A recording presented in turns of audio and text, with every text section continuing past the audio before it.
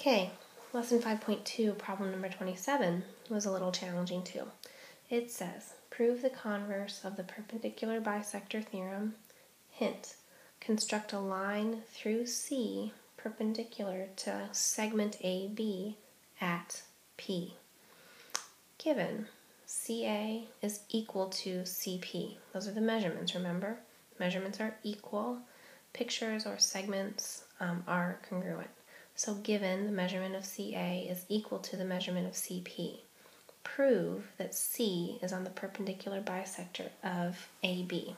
Let's turn the page and draw the picture. Okay, let's talk through this. We have the picture there. If you remember, we're given that CA is equal to CB. Those are the measurements. That's why there's tick marks there. We're trying to prove the converse of the perpendicular bisector theorem. And the hint is to construct a line through C perpendicular to segment AB at P. We don't have a P yet, but we'll get one there. So let's write down what's given. We have that the measurement CA is equal to CB. And that is given.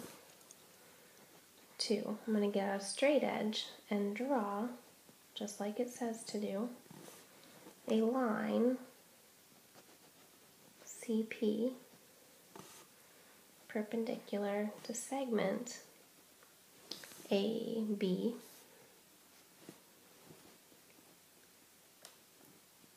through C.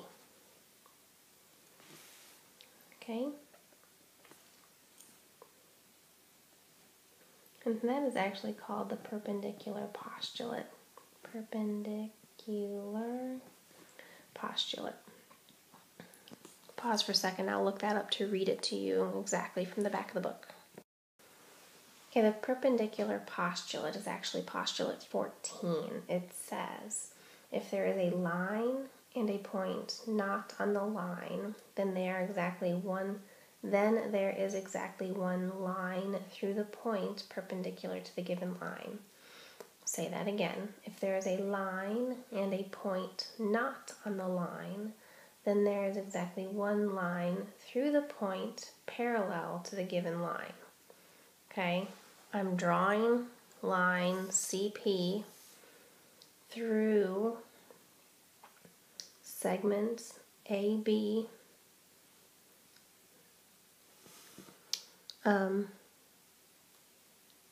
Draw line CP perpendicular to segment AB through C. So I can draw it like that, and I'm drawing it perpendicular, okay? If you had paper and a straight edge, you could do that much better than I just did. Awesome. What are we going to do next? Okay. Cool. So we know that those CA and CB are equal, as usual. That's red. We need to say that they are congruent.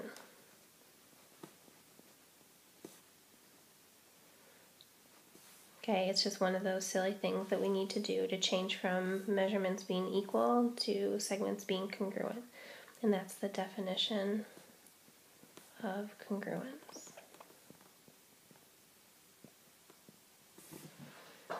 Cool. Now, once again, I'm going to work on those. When I see two triangles that share a side, I'm going to mark them congruent and then write it down. I mean, you might not use it, but chances are you will. So CP is congruent to CP because when one thing looks in the mirror and sees itself, it is reflexive.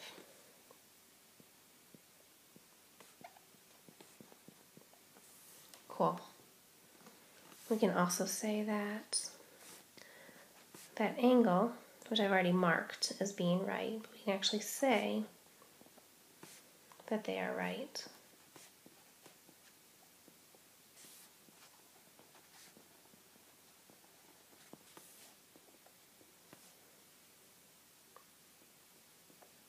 We know they're right because we drew them perpendicular, and that is the definition of perpendicular lines. And once we say that they're both right, we can say that they're both right triangles.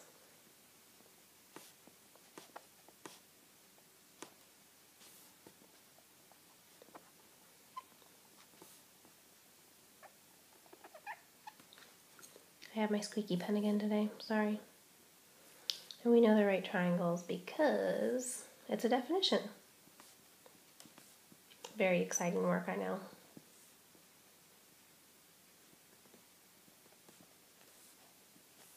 All right, I need a new page. Okay, I'm assuming you're writing this down since it's your homework. So we're on step 6. Step 7.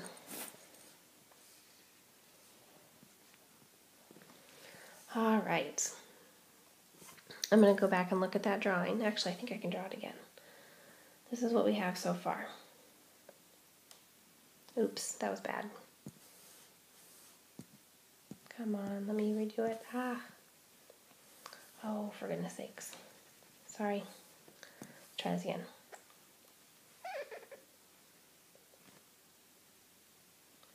C is up there. P, A, B. We know this is right.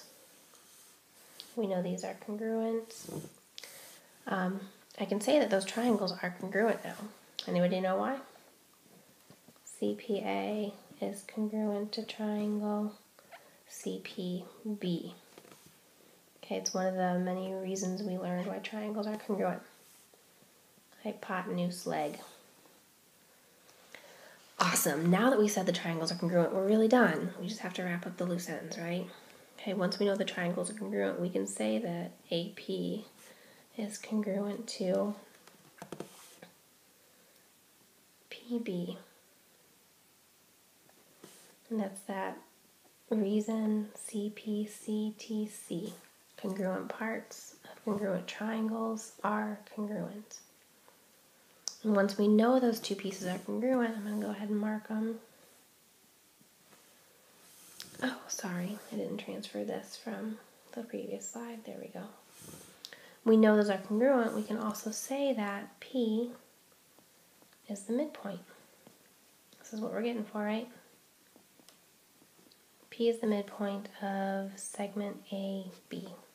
And we know that because of the definition.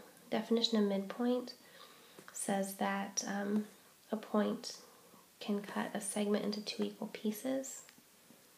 Definition of midpoint. It is the middle. Last step. C is on the perpendicular bisector of AB. And that is because of our definition of perpendicular, can't spell, bisector. Wow, that was our longest proof yet. Good work.